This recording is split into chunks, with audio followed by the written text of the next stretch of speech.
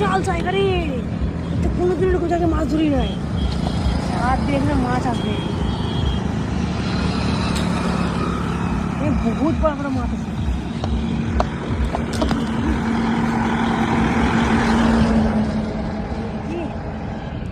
টোপ দেখেছো, কালার কি দারুণ, মাছ বাঁধবেই বাঁধবে।